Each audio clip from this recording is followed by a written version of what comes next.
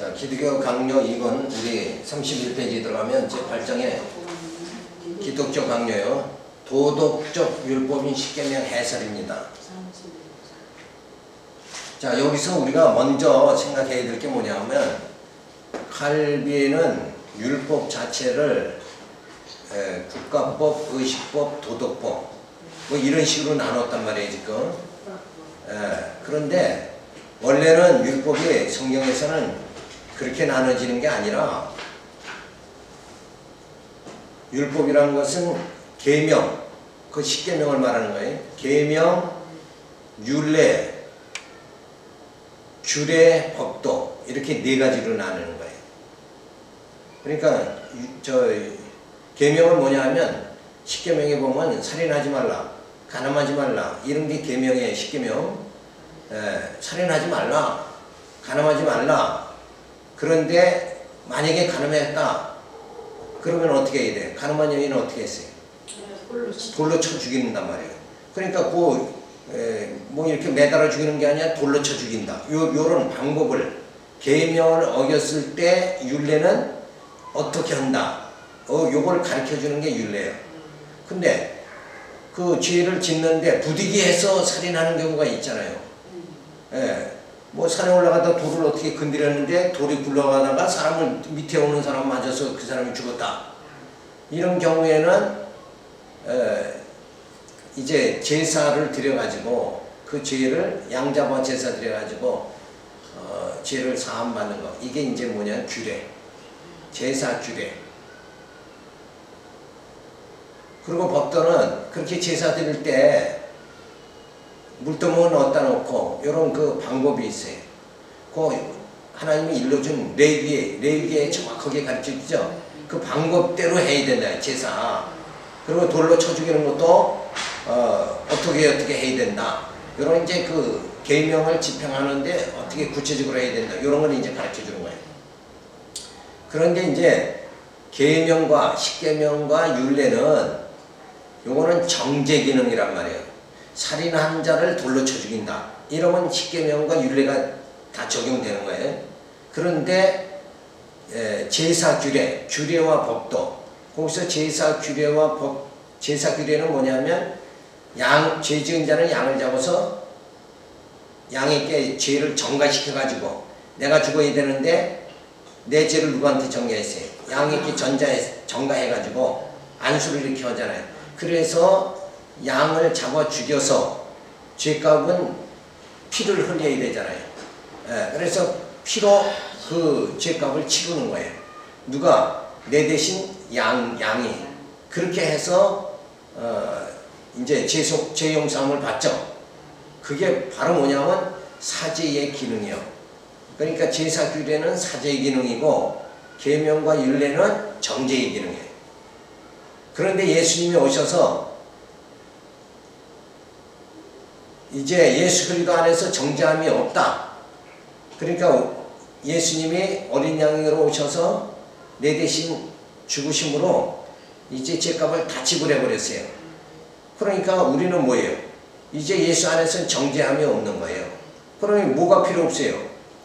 계명과 율례도 필요 없고 예수님이 또 다 완성했으니까 뭐예요?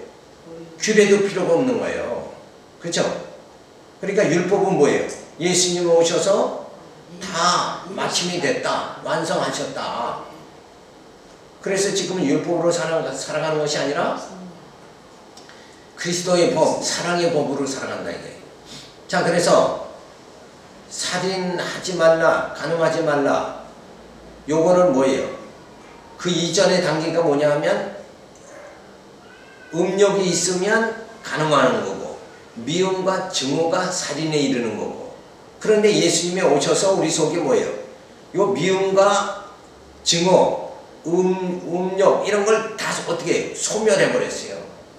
그 예수님의 사랑이 우리 안에 거하면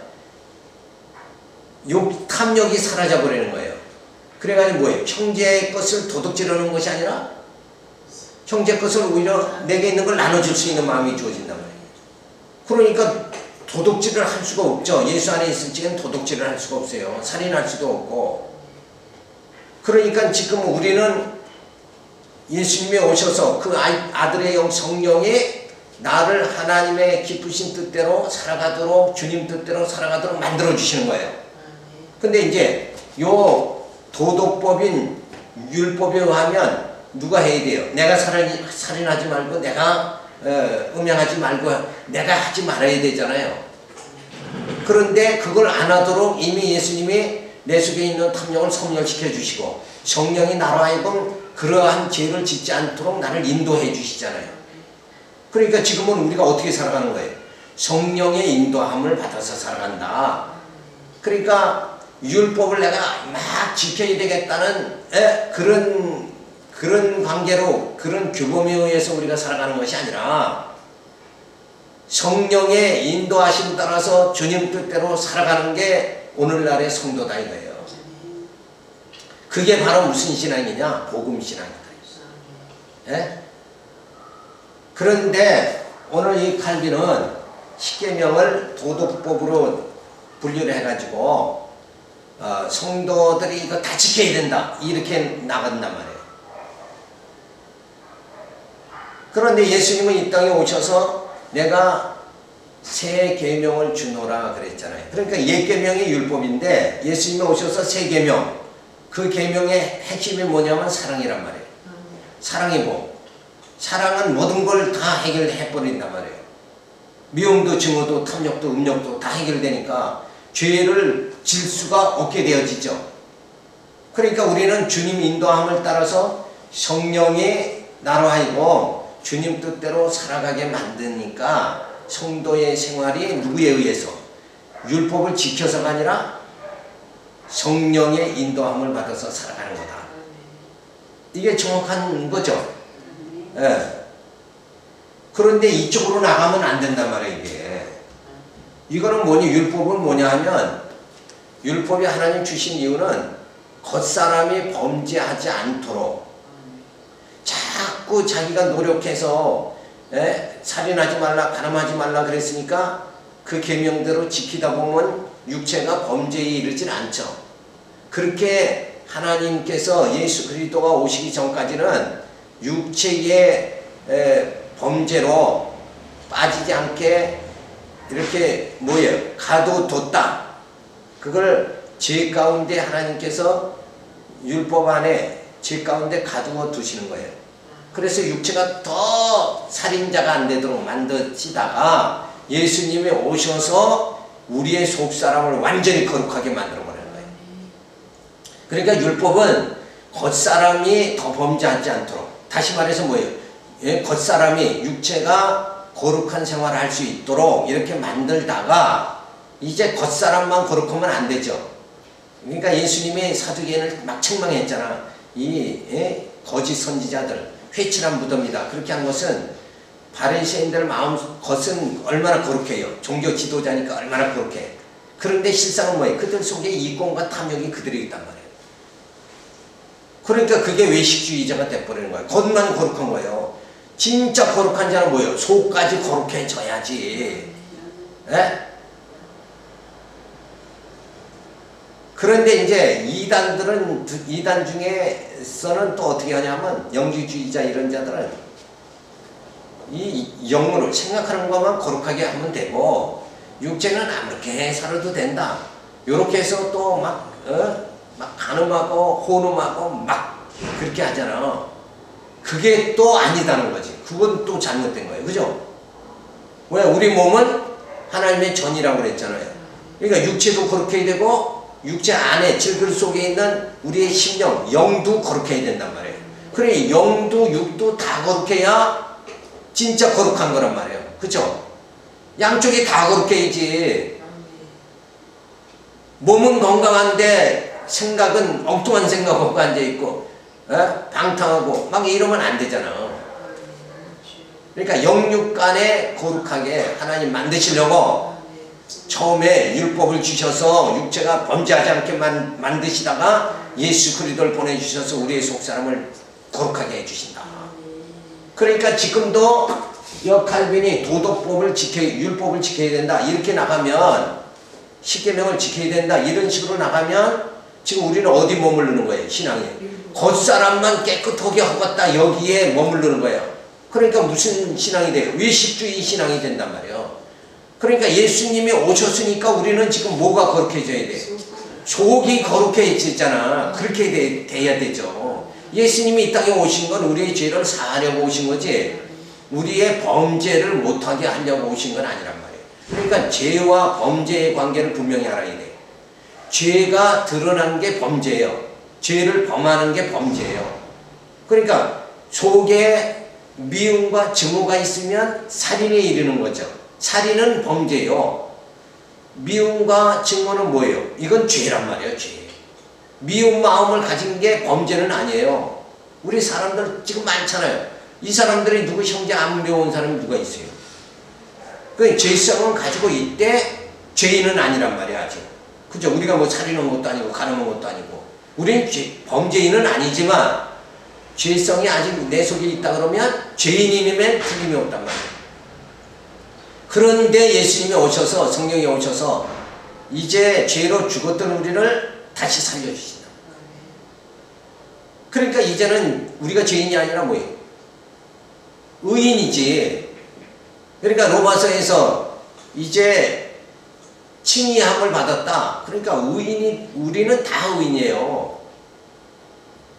근데 내 힘으로 의인된 게 아니라 내 대신 누가 죽어서 예수님이 죽으셔서 내가 의인이 된 거다. 근데 결과적으로 하여튼 의인 아니야 우리가. 하나님의 의로운 백성이란 말이에요. 그래서 우리는 피 가운데 거하게 되고 피 가운데 거한 자들은 뭘 즐거워해요? 말씀 듣기를 즐거워하고 신앙으로 살려고 그러고 하나님 경외하는 것을 즐거워하는 심령이 되어진다.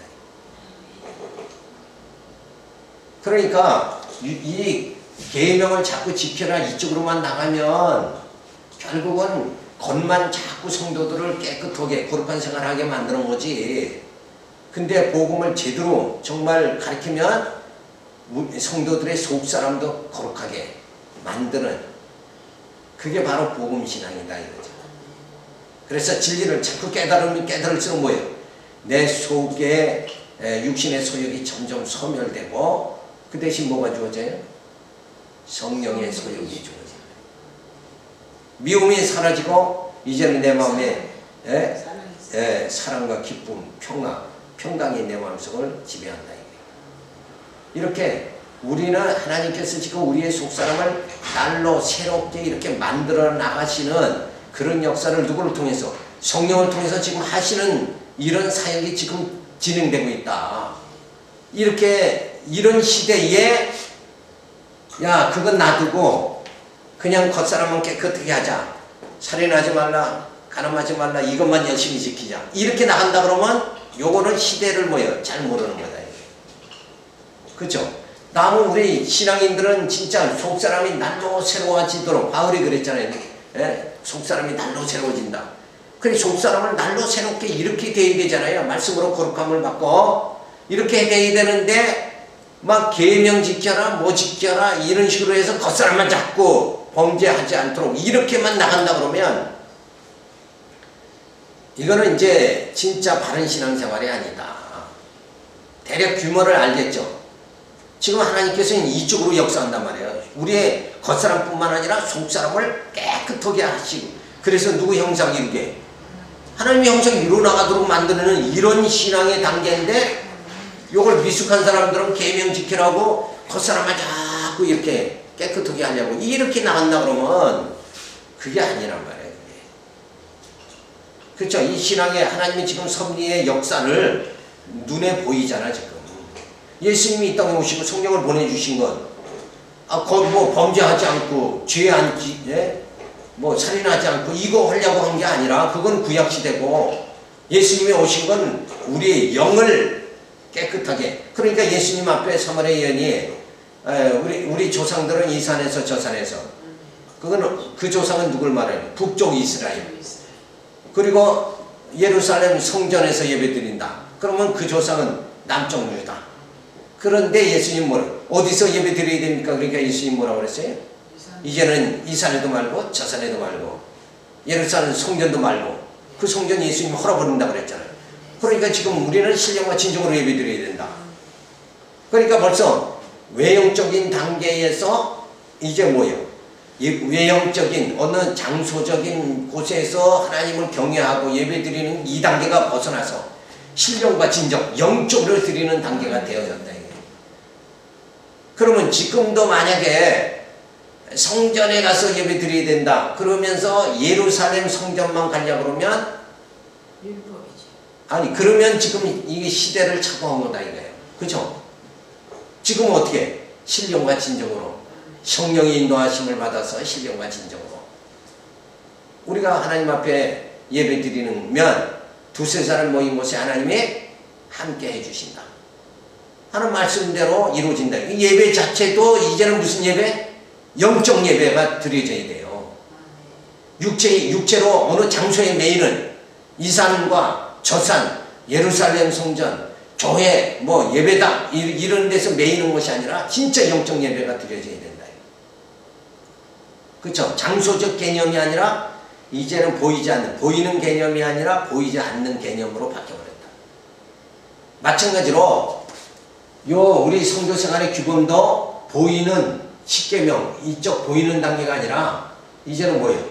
성령의 인도함을 받는 영적 인도함을 받는 단계로 들어가야 된다. 이거는 율법은 육적 인도함을 받는다. 이쪽에 비중이 많은 거고, 그죠? 그래서 칼빈이 이러한 해석을 했기 때문에 오늘날 장로교가 전부 율법 신앙에서 벗어나지 못하는 거예요. 그리고 교회 생활이 외적인 데 많이 치중이 돼버리고 마는 거예요. 진짜 영적 하나님 앞에 찬양드리고 하나님 앞에 말씀에 감격해가지고 드려지는 이런 예배가 사실은 좀 그쪽으로 비중이 안 둬진다는 거죠. 이런 게 진짜 안타까운 거라. 그렇지만 일단은 칼빈이 이 십계명을 해설을 한 거를 우리가 참작은 해야 돼요. 그죠? 참작은 해야 돼요. 왜? 내가 영적 단계로 깊이 못 들어갔다 그러면 육체의 단계도 깨끗하게 생활해야 되잖아요. 그러니까 이것도 우리에게는 유익한 거다. 근데 여기보다는 뭐예요? 진짜 성령의 인도함을 받는 육신의 소욕이 아니라 성령의 소욕으로 살아갈 수 있는. 그래서 진리로 무장하면 영적, 예수님은 진리의 영으로 오셨잖아요. 그러니까 진리로 인도함을 받아야 된다. 이런 계명 이런 걸로 인도함을 받는 게 아니라 막 진리의 영으로 우리가 인도함을 받아야 된다. 영적 인도함을 받는 시대에 요 육적 생활로 주신 계명에 자꾸 얽매이면 안 된다. 그래서 사도 바울과 베드로와 예루살렘 모든 그 사도들이 총회를 열었죠. 그렇게 열게 된 이유가 뭐냐면 사도 바울이 이방 교회를 많이 세웠잖아요. 그러니까 그 교회들이 우리는 율법 어떻게 해야 됩니까? 이런 질문, 율법을 지켜야 됩니까? 말아야 됩니까? 이런 질문을 하니까 그거를 이제 예루살렘 사도들이 모이는 그 총회에서 결정을 보려고 이렇게 해서 요청을 하니까 베드로와 모든 사도들이 총회를 열어가지고 거기서 결론이 난 게 뭐예요? 우리 서신서에 나오죠. 우리가 지키지 못한 율법을 그죠? 늘 범하든 요 십계명도 제대로 못 지키든 우리도 못 지키는 걸 이제 신앙생활하는 이방인들에게 그 율법을 지키려고 한다는 것은 너무 무거운 짐이다. 그래서 율법을 지키라는 것이 아니라 최소한도 뭐 피는 먹지 말라 뭐 요런 몇 가지만 주의하고 그렇게 해서 회신을 보내준 거예요. 그러니까 사도들 당시에도 우리도 못 지키는 그것을 지키도록 하면 안 된다 이러고 결정을 내렸단 말이에요. 그런데 오늘날 이거 십계명을 계속 지켜야 된다 어느 지도자는 이렇게 주장한다 그러면 예루살렘 총회 결의를 뭐예요? 무시한 거가 된단 말이에요. 역사상으로 따져봐도 성경 보세요. 확실한 거니까. 그러니까 봤어요 그 기준. 그렇죠. 그 몇 가지만 주의하고. 피 먹지 마라. 그렇죠. 목매어 죽이는. 그렇죠. 목매이는 거 뭐 먹지 말고 몇 가지. 그러되 율법을 다 지킬 필요는 없다. 그런 것만 몇 가지만 주의해라. 왜냐하면 그건 덕이 안 되니까. 그죠? 뭐 몸에 좋다고 사슴피나 먹고 이래가지고 나 그거 먹는다고 뭐 몸이 깨끗해지는 거 아니야. 순대국도 먹으면 안 되고요. 그건 상관없지. 지금은 모든 거 다 먹어도 돼요. 이게 예수님이 그러잖아요. 사람이 먹는 것이 사람을 더럽게 하는 게 아니고 무슨 음식 먹었다고 더러워지는 게 아니라 속에서 나오는 게 더럽단 말이에요. 근데 이 속의 죄성은 음식과는 관계없어. 음식을 뭐 깨끗한 음식 먹었다고 죄성이 욕심이 사라진다든가 뭐 이기심이 사라지고 이런 건 아니야. 그거는 오직 뭘로만 해요? 진리의 말씀이 임하면 말씀의 빛이 임하면 어둠이 사라져 버리잖아요. 그러니까 그런 염려 하지 마라. 제사 음식을 먹어야 되느냐 안 먹어야 되느냐? 믿음이 있으면 먹어도 돼. 근데 그거 먹어서 내가 불안하다 생각하면 먹지 말아야지. 그러니까 제사 음식 때문에 그러니까 시장에 가서 이게 무슨 음식이에요 하고 묻지 말고 그냥 먹으라는 거잖아요. 그냥. 그러니까 그 음식이나 물질이 사람을 더럽게 하는 게 아니라 내가 믿음이 없으면 내 영이 그런 제사 음식에 저 음식 먹으면 귀신 나를 어떻게 하지 않을까? 요런 그것 때문에 오히려 지장이 되는 거다 이거예요. 그러니까 담대하게 나는 하나님의 언약의 백성이고 언약의 백성이 믿음으로 모든 거 하는 것마다 다 거룩해진다. 하나님이 나를 붙잡아 주신다. 이러고 영적으로 담대하면 물질 음식 이런 거 아무 관계가 없어요. 자, 그래도 우리가 참작을 하는 거예요. 그런데 십계명을 진짜 하나님이 왜 주셨는가? 요런 거를 의미는 받아들여야 된다. 그러니까 내가 이걸 지켜야 되겠다 하는 식으로 살지 말고 어떻게 살려고요? 성령이 인도하는 대로 살아야 된다. 그죠? 영으로 살아야 된다. 이렇게 정립은 하되 요거는 율법은 그래서 육체가 어떻게 살아가야 되느냐 이런 걸 가르쳐 주기 때문에 율법은 육체의 예법이라고 바울이 얘기했어요. 육체의 예법. 육체는 또 이거 지켜있지. 이거 안 지키면은 범죄하고 막 이러면 더러워지잖아. 하나님 백성이 더러워지면 안 되죠. 그래서 1계명은 너는 나 외에 다른 신들을 내게 잊지 말지니라. 여호와 하나님을 잊어버리지 않게 하시려는 섭리에. 왜냐하면 이는 만물이 주에게서 나오고 주로 말미암고 주에게로 돌아가느니라. 우상을 섬기게 되면 하나님과의 관계가 단절되어 버린 말이죠. 그러니까 너는 나 외에 다른 신을 두지 말라 하는 얘기는 내가 우상을 자꾸 내 육체로 지키다 보면 내 영이 누구와 멀어져요? 하나님과는 멀어져 버리고 만다. 하나님과 단절되어 버리고 만다. 그러니까 육체로도 부정한 생활을 하지 말아야지. 그죠? 그래야 영도 쉽게 거룩한 생활이 이루어질 수가 있다 이거예요. 그러니까 육체로 그냥 막 맨날 교회는 다니는데 술 먹고 막 정신을 잃어버리면 그게 영적 생활이 어떻게 제대로 되느냐 이거예요. 말도 안 되잖아. 이제 그런 예라 이거예요. 근데 그렇다고 해서 교회 다닌다고 술 먹었다고 해서 구원 못 받는 건 아니에요. 육체에 그런 생활을 하더라도 영은 하나님이 예수를 믿음으로 구원받을 수 있다. 그렇지만은 아름다운 건 뭐예요? 이 짓도 하지 마라. 그 짓도 하지 말고. 그죠? 이게 바람직한 거 아니냐. 그런 의미다. 이렇게 생각을 하면서 이 하나님과 단절되지 않는 거. 그래서 나 외에 다른 신을 두지 말라. 그래서 하나님과 멀어지면 점점 뭐예요? 육체도 더러워지고 영적으로도 더러워지는 거니까 하나님은 섬기는 생활을 해야 된다. 이 계명은 너를 위하여 우상을 만들지 말고 그것들에게 절하지 말고 그것들을 섬기지 말라. 자, 우상을 섬기는 하나님께부터 은혜를 받지 못하게 되면 징벌을 받게 된다. 생명이 그러니 하나님을 섬기지 않고 허상을 쫓는 것은 스스로 뭐예요? 자멸하는 결과가 주어진다. 그러니까 내게 생명을 주지도 못하는 내가 손으로 만든 우상을 또 무슨 자연물을 가서 그냥 거기서 절하고 복을 달라고 한다는 것은 결국은 뭐예요? 스스로 아무것도 할 수 없는 사람 없는데 거기 가서 자꾸 머리 숙이고 불정하다 보면 결국은 생명을 주시는, 생명을 주관하시는 하나님과는 멀어져 버리는 거다 이게. 그럼 영원한 생명을 구하는 게 인간의 우리의 목적 아니냐 이거예요. 그러면 생명을 주지도 않는 우상한테 자꾸 가는 것보다 생명의 주님을 찾아야 될 거 아니냐. 그런 의미에서 우상을 섬기지 말라. 제3계명은 너는 너희 하나님 여호와의 이름을 망령 때에 일컫지 말라. 약속대로 이루신 여호와의 이름을 기억하는 것을 하나님은 기뻐하신다. 여호와의 이름을 헛되이 부르는 것은 언약을 잃어버리는 생활에 걸어 삶의 푯대를 잊어버리는 결과가 주어진다. 그러니까 여기서 여호와의 이름을 망령 때에 일컫지 말라. 망령 때이라는 말은 뭐예요? 그렇죠. 헛되이인데 진짜 이름을 이런 여호와라는 의미가 이런 의미인데 다르게 생각하는 게 망령되이 하는 거예요. 그러니까 여호와의 이름이 자체가 뜻이 뭐예요? 근데 하나님인데 어떤 하나님 말을? 여호와.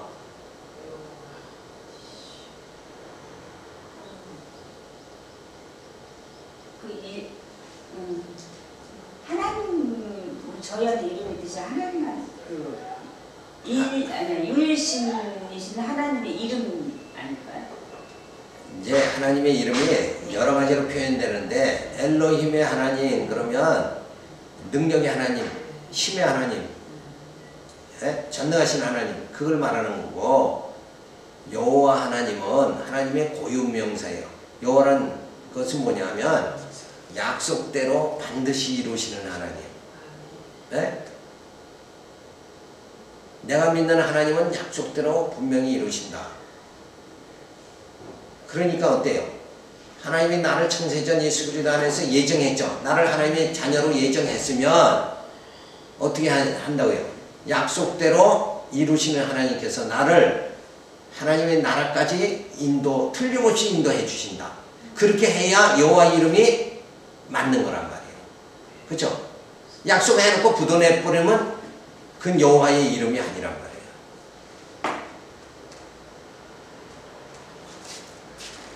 그래서 여호와의 이름을 망령 때에 일컫지 말라 하는 것은 뭐예요? 하나님은 반드시 약속대로 이루신다. 그 하나님을 믿고 의지하는 이것이 바로 여호와를 망령 때에 일컫지 않는 거란 말이에요. 그러니까 하나님은 나를 구원해 주신다. 나는 하나님의 백성이다. 이래놓고도 나는 하나님 백성이고 하나님께서 하나님 백성 반드시 구원해 주신다. 그러면서도 내가 진짜 구원받을 수 있을까? 이러고 의심하는 건 뭐예요? 그 하나님의 이름을 제대로 믿지 못해서 그렇다. 하나님이 어떠한 분이신가 100% 믿지 못하기 때문에 그런 것이다. 그러니까 하나님 여호와의 이름만 반드시 알면은 우리에게 큰 믿음이 주어지고 심령의 평강이 주어진다. 왜? 나는 못 믿어도 나는 불완전해도 나를 붙잡아 주시는 하나님께서 나를 하나님의 언약의 백성 삼아 주신 하나님께서는 약속대로 이루시는 분이니까 부도내는 분이 아니니까 어때요? 내가 천국 가는 건 분명하다. 다만 과정 속에서 내가 실수하면 하나님께서 뭐예요? 자기 자식을 채찍으로 징계하는 것 같이 나를 하나님께서 깨달으라고 징계는 하고 어떤 질병이나 물질로 내게 잠시 고난은 받지만 나를 끝내는 뭐예요? 어디로 가요 우리? 하나님 나라 들어간다. 천국에 간다. 이거 분명하다. 그러니까 자식이 부모에게 매 맞을 때 야 이제 죽었구나 이렇게 생각하는 자녀는 없단 말이에요. 그냥 아프다 하는 생각을 해도 우리 엄마가 나 때릴 적에 야 나 완전 이제 죽었다. 그런데 모르는 사람이 나를 몽둥이로 때렸다. 그러면 그때는 어때요? 이거 난 죽는다. 이런 생각을 해도 그건 뭐 당연한 거죠. 근데 부모가 자기 자식을 때리는데 자식이 죽었다 이런 사람은 아무도 없단 말이에요. 그죠? 그러니까 그런 하나님께서는 나를 반드시 뭐예요? 내가 지금 이렇게 어려운 고난을 당해도 하나님은 나를 반드시 구원해 주신다. 요 믿음이 어린아이가 부모에게 매맞는 거와 매를 맞으면서 어린아이가 부모에 대한 믿음은 뭐예요? 나를 죽이지 않는다. 예? 그거 믿음이 있잖아요. 그거 마찬가지로 내가 이 땅에서 고난받아도 나는 반드시 하나님께서 구원해 주신다. 이 믿음이 주어지는 그것이 바로 그런 믿음이 뭐예요? 여호와의 이름을 망령 때 일컫지 않는 것이다. 근데 뭐 내가 구원받을 수 있을까? 이러면 뭐예요? 그때는 여호와의 이름이 벌써 망령되이 일컬어지는 것이다. 그러니까 요런 망령되이 일컫는다는 요 말 자체가 여호와를 여호와로 내가 믿지 못하는 거, 인정하지 못하는 거, 요런 삶을 살아가는 것이 다 여호와를 망령되이 일컫는 것이다. 그러니까 하나님에 대한 믿음이 견고하게 우리가 세워져서 너희가 살아가야 된다 하는 것이 바로 뭐예요? 상계명이 주시는 본래의 뜻이다. 그러니까 여기서도 요 하나님을 섬기고 경외하는 게 그냥 교회 출석하면 내가 하나님의 이름을 높이는 거다 이렇게 생각하면 안 된다 이거예요. 실제 삶 속에서 내가 그런 믿음을 가지고 살아야 된다. 그래서 여호와의 이름을 헛되이 부르는 것은 뭘 하는 거예요? 언약을 잊어버리는 생활이구나. 삶의 표대를 잊어버리는 결과가 되어진다. 그 다음에 사계명의 안식일을 기억하여 거룩히 지키라. 자, 이 안식일을 지키라고 하신 이유는 뭐냐면 영원한 안식을 소망하면 하나님을 경외하라는 것이다. 영육간의 안식이 주어지지 않으면 하나님을 섬길 수가 없죠. 편안해야지 하나님 섬길 수 있잖아요. 그러니까 6일은 열심히 일하고 7일은 안식일이라 하면 사람들은 안식일은 뭘 보통 생각하면 육체의 안식을 일하니까 참 편하고 좋다 이렇게 생각하면 안 된다. 이게 육체의 일을 멈추고 편히 쉬는 동안에 누구 섬기는 거예요? 하나님을 섬기라는 거예요. 그러니까 안식일을 그러니까 요새는 뭐예요? 주 5일제가 되어버리겠죠. 그러니까 5일제가 되니까 그냥 여행 가기 바쁘고 어디 가기 바쁘단 말이에요. 이러면 안 돼. 오히려 더 공부 열심히 하고 하나님을 경외하고 이렇게 모든 우리 환경을 하나님께서 더 좋게 만들어 주시는데 사람들은 환경이 좋으면 나를 어떻게 즐겁게 할까? 이쪽으로만 다 빠진다. 하나님을 경외하는 게 아니라 나 어떻게 하면 즐겁게 살까? 이 생각으로 빠지는 게 인간의 속성이죠. 그래서 이 안식일을 기억하여 거룩히 지키라는 것은 결국 누구 섬기라는 거예요? 하나님을 섬겨라 하는 말씀이다. 5계명 내 부모를 경외하라. 이 계명도 부모를 통하여 하나님의 어떠한 신분인가를 알고 하나님을 바르게 섬기게 하기 위함이다. 왜냐하면 지금은 이제 이렇게 책도 있고 막 이렇게 좋은 시대지만 그래서 하나님을 알 수 있죠. 부모가 아니더라도 교회가 있고 성경책이 있고 막 이렇게 또 주는 사람에게 부모를 통하지 않아도 지금 신앙생활이 가능한데 이 구약 시대에는 어떤 책도 없고 완전히 하나님의 어떠한 분이신가를 누구를 통해서 알아요? 부모를 통해서밖에 알 수가 없단 말이에요. 나중에 태어난 아이들은 만약에 홍해를 건너게 해주신 하나님 분이 누구다? 하나님이시다. 요거를 누가 알려줘야 돼요? 아버지. 부모로 통해서 알 수밖에 없는 거 아니냐 이거예요. 그러니까 부모를 섬기라는 것은 결국 부모를 통해서 뭐예요? 하나님을 배워가라. 그런 의미란 말이에요. 그런데 어떤 분은 예수 믿으면서 자녀들 맨날 모아놓고 야, 내 부모를 공경해라. 그러니까 용돈 많이 매번 주라 이게 얘기야. 생활비 꼬박꼬박 갖고 와. 그게 부모 섬기는 걸로 자꾸 가르친다. 육체의 부모 섬기라는 게 아니라 이 계명 자체도 누구를 섬기라는 거예요? 하나님 섬기라는 거예요. 초점이. 그래서 1계명에서 5계명까지는 누구 섬기는 거예요? 하나님 섬기는 거예요. 전부 내용이 다 하나님이죠. 안식일을 주신 것도 하나님 섬기라고 주신 거고 여호와의 이름을 망령 때에 여기지 말라 하는 것도 하나님이 진짜 어떤 분인가 그거 의미를 바로 깨닫고 하나님을 경외하라는 거. 우상 섬기지 말라. 다른 신 섬기지 말라. 이게 다 결국은 뭐예요? 5계명까지 하나님 섬기라는 거예요. 하나님. 근데 이거를 저 5월달이면은 무슨 설교예요? 가정의 달이고, 그러니까 부모를 공경해라. 아, 이렇게 해서 부모를 이 계명이 부모 공경하라고 주신 계명이 아니라 하나님 경외하라고 주신 계명이라는 거예요. 근데 그런 식으로 지금 설교한다 그러면 그거는 하나님이 계명 주신 율법 자체도 뭐예요? 이해를 못한 거예요. 율법이 하나님 성기라고 준 거지 뭐 부모 성기라고 준 건 아니잖아. 그러니까 모든 게 육신적인 게 아니라 영적인 것이 돼야 된다. 그죠? 자, 그러면서 6번째 계명서부터는 살인하지 말라. 요건 이제 인간에 대한 계명이 쭉 지어지는 거예요.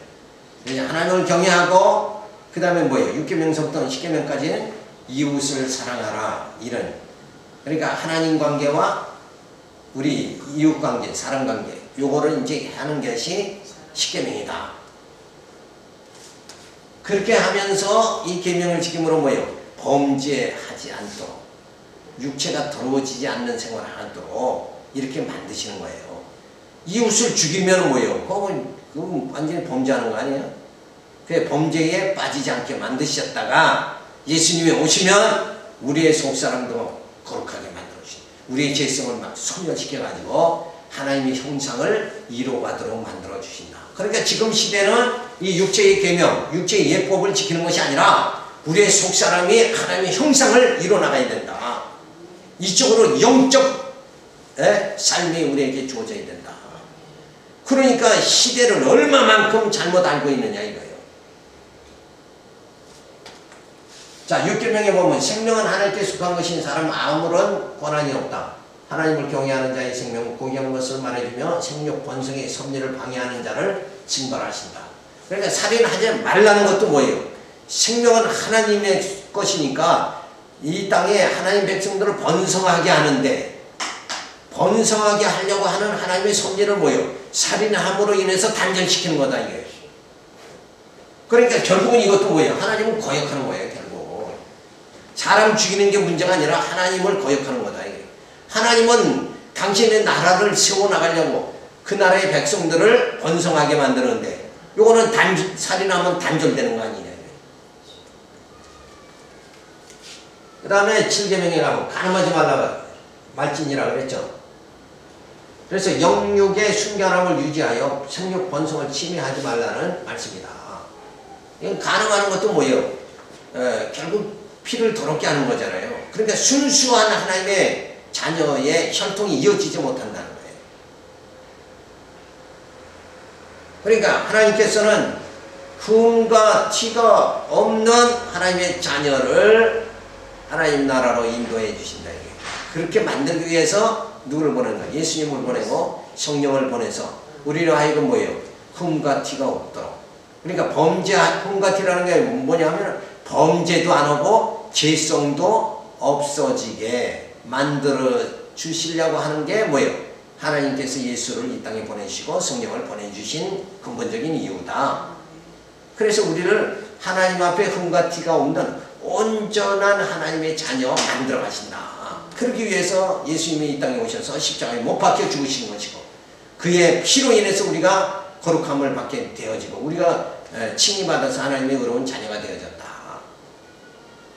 그러니까 그런 하나님의 섭리가 지금 쭉 진행되는데, 그저 손이나 씻어야 뭐 거룩해지는 걸로 이렇게 하고, 제사 음식이나 안 먹어야 거룩해지는 줄 알고, 요 수준이라는 것은 완전히 뭐예요? 어린아이, 유치원 수준밖에 안 된다.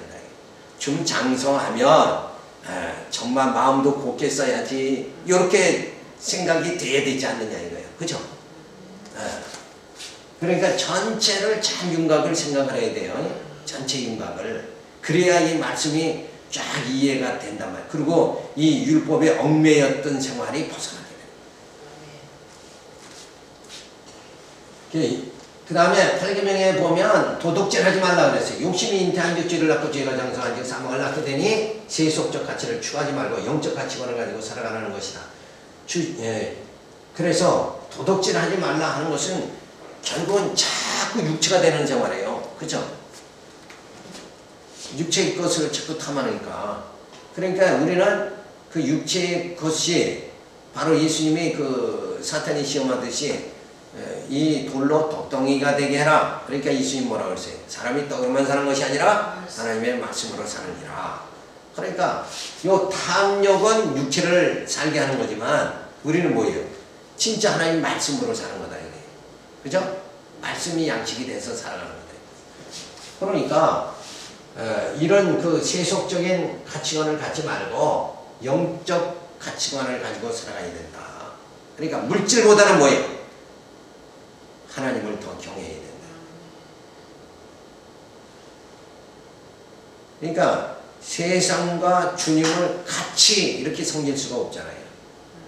네, 주님만 섬겨야지. 그래서 세상 것에 도덕질하고 이런 건 벌써 이미 탐욕의 종이 된 거죠. 그러니까 세상에 매이지 말라 하는 얘기예요. 그 다음에 9계명은 보면 내 이웃에 대하여 거짓 증거하지 말지니라. 이 거짓된 생활은 뭐예요? 실제신 하나님을 잊어버리게 자꾸 되죠. 자꾸 속이다 보면 결국은 뭐예요? 자기도 거짓된 자가 돼버리고 한다. 그러니까 하나님은 진실하신 분이고 하나님은 거룩하신 분인데 자꾸 이렇게 어둠의 생활하면 안 된다. 이웃을 갖다 거짓 증거하는 해하는 그런 생활하지 말아야 된다.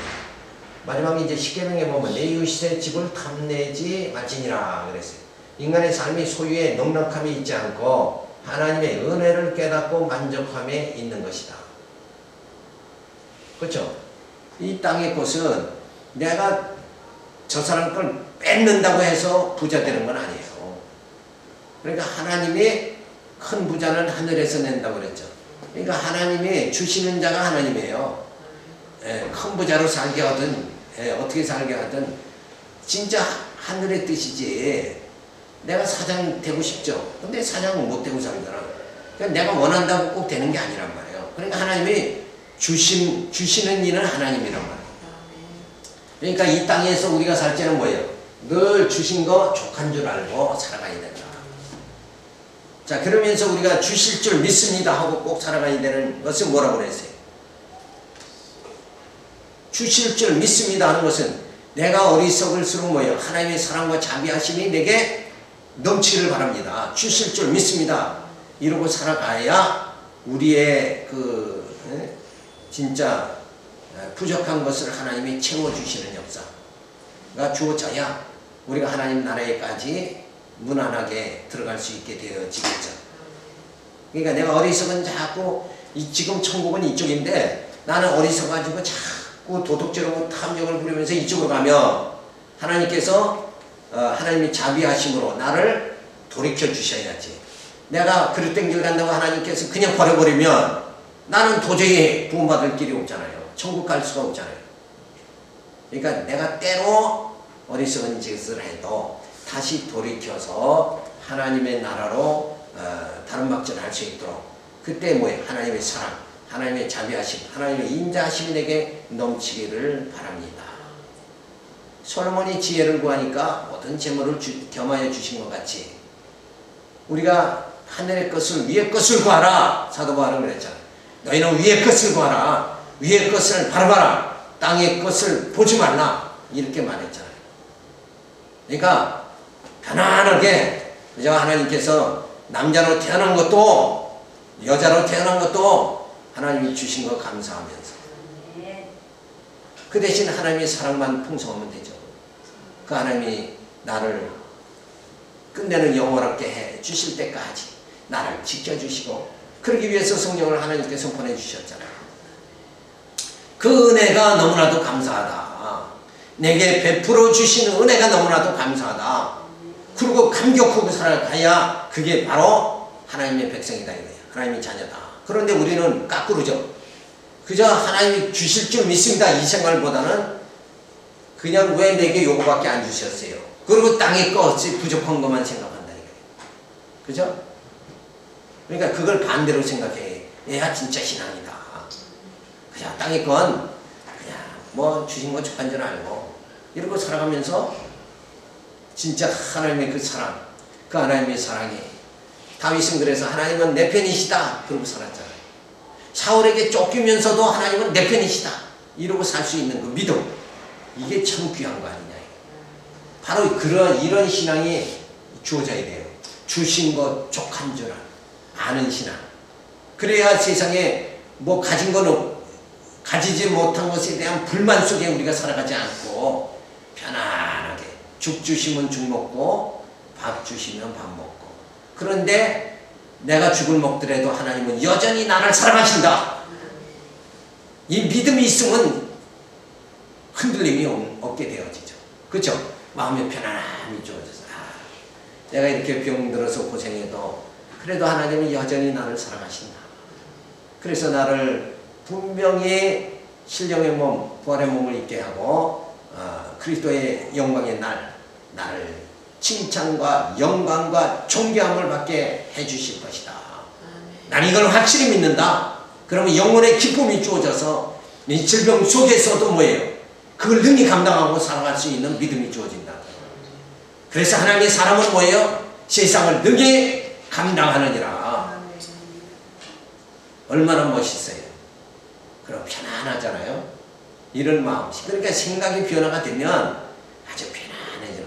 그렇지 않아요. 이런 믿음이 없으면 뭐예요? 이런 말씀이 주어지지 않으면 딴 사람들은 예수 믿고 건강하고 또 뭐 많이 복받고 그러는데 나는 이게 뭐냐? 그러니까 난 뭐 예수 믿을 필요가 없다. 그래 놓고 어떤 사람은 뭐예요? 어디로 가요? 카톨릭으로 가고 어떤 사람은 또 더 심한 사람은 절로 가고. 그게 보이는 현상이 그게 신앙인 줄 알면 안 된단 말이에요. 그러니까 땅의 것을 생각하는 것이 아니라 하나님의 베풀어 주신 그 은혜를 생각하면, 그리고 이 역사를 어떻게 하나님이 진행해 나가시는가. 이제는 율법 시대가 아니라 복음 시대요. 성령으로 인도함을 받고 우리의 육체가 거룩해지는 거기에 초점이 맞춰지는 것이 아니라 이제는 뭐예요? 우리의 속사람이 날로 세워지는 이런 생활을 해나가야 된다. 이게 바로 신앙이다. 그러니까 뭘 알아야 되는데 겉만 보고 맨날 살아간다 이거예요. 그러니까 뭐 교회 건물이 크면은 더 크게, 또 허르고 더 크게, 세계에서 최고 큰 교회, 그거 겉만 그렇게 좋아하다가 진짜 속은 진리로 무장이 안 되고 하나님이 나를 얼마만큼 사랑하시는가 이걸 깨닫지 못하고 살아간다 그러면 외형적으로는 성공하는데 내적으로 뭐예요? 실패하는 자가 되지 않느냐 이거예요. 부자가 이제 창고에 많은 것을 이제 준비가 됐으니까 이제 편히 놀고 먹자 이랬는데 오늘 밤 내 생명을 걷어가면 그것이 다 무엇이겠느냐. 그러니까 하나님이 나를 사랑하신다는 거, 이게 가장 귀한 거다는 거예요. 그죠? 하나님이 내 영을 사랑해 주신다. 죽음에서 생명으로 옮겨주시는 그 하나님의 사랑이 내게 주어졌다. 이게 더 귀한 거지. 물질적으로 뭐 좋아졌다. 이런 게 문제가 아니라. 복음이셨다. 계속해서